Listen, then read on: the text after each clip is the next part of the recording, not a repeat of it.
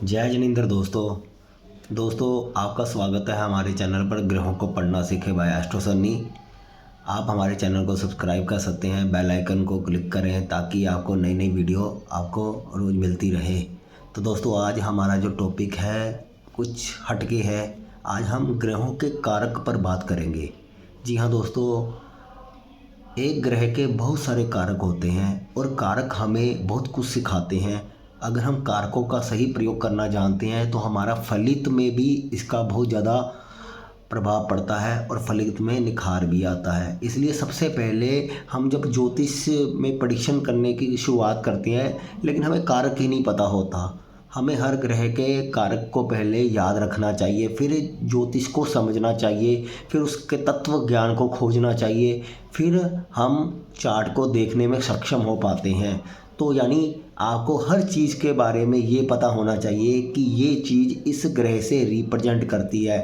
आपको बहुत सारी बातें ऐसी सुनने और देखने को भी मिलेगी कि कुछ लोग कहेंगे कि इस चीज़ का शास्त्र में प्रमाण क्या है। दोस्तों जब ज्योतिष लिखी गई थी तो वो सांकेतिक रूप से लिखी गई थी।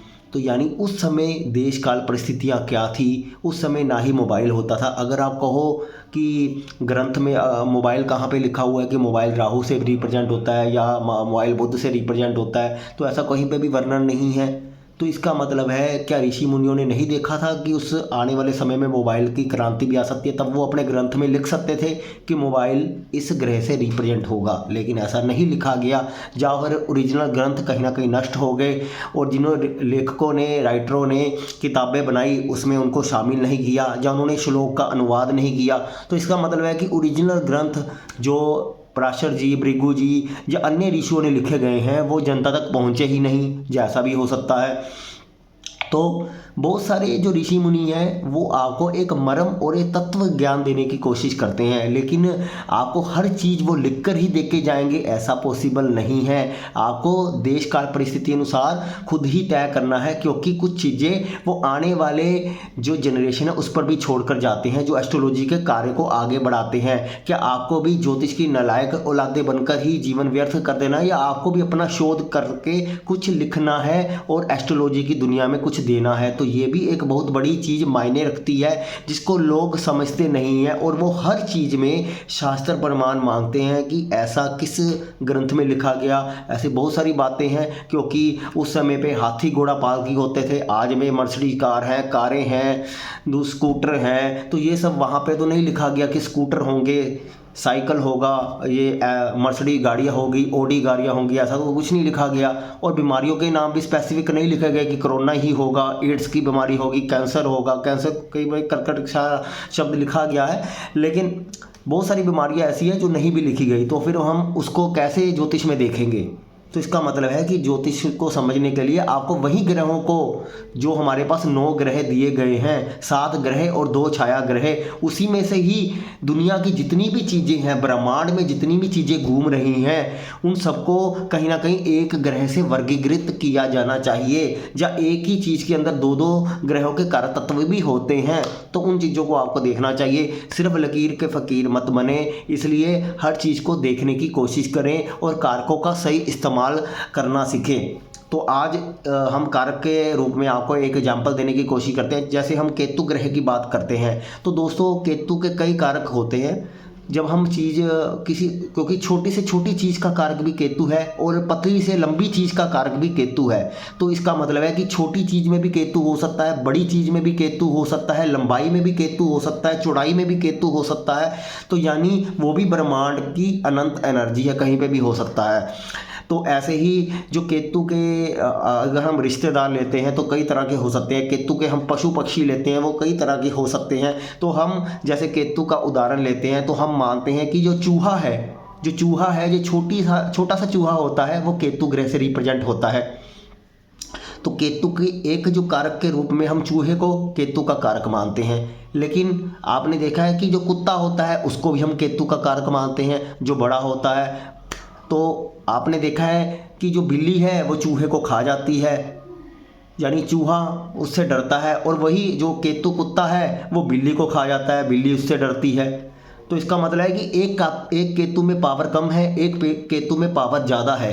एक केतु कुछ भी कर सकता है, एक केतु डरपोक है, एक केतु निडर है। ऐसे ही हर ग्रह, एक की पावर कमज़ोर है, एक की पावर ज़्यादा है, एक छोटे रूप में है, एक बड़े रूप में है।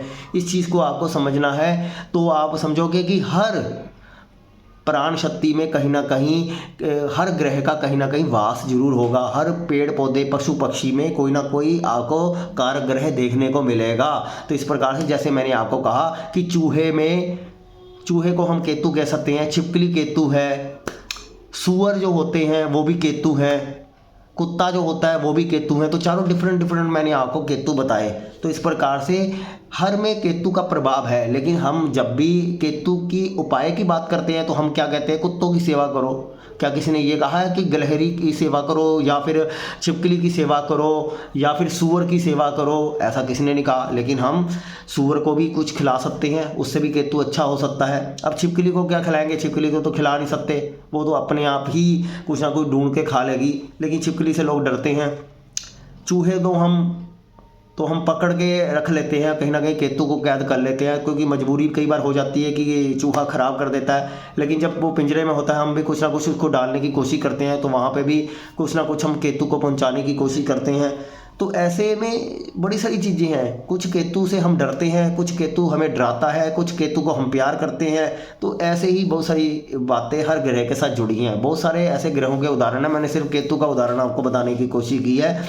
तो इस प्रकार से ग्रहों के कारक जब तक आपको स्पष्ट रूप से अपने हृदय की गहराइयों से याद नहीं होते, हर चीज़ का स्पष्टीकरण नहीं आपको होता, तब तक आप एस्ट्रोलॉजी में अपनी यात्रा को आगे नहीं बढ़ा सकते।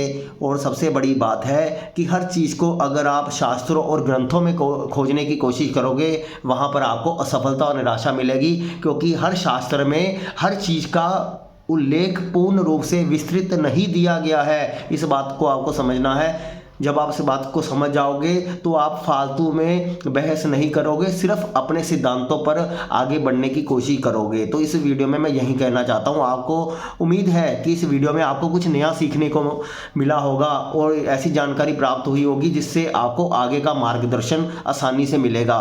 तो दोस्तों, ऐसी ही रोचक जानकारी आप चाहते हैं तो हमारे चैनल को फॉलो कर लीजिए, और ताकि हम वीडियो बनाते रहें। क्योंकि बड़ी वीडियो आप लोग नहीं देखते हैं, छोटी छोटी रील्स का ज़माना है, इसलिए बड़ा ज्ञान छुप गया है, अच्छा ज्ञान सामने नहीं आ रहा। छोटा फास्ट फूड वाला ज्ञान लोगों को परोसा जा रहा है, जिससे बेनिफिट नहीं हो रहा और अच्छे चैनल नहीं चल पा रहे। सिर्फ रील्स के माध्यम से ही लोगों के सब्सक्राइबर बढ़ रहे हैं, लेकिन बड़ी वीडियो के माध्यम से कोई फ़ायदा किसी को नहीं हो रहा।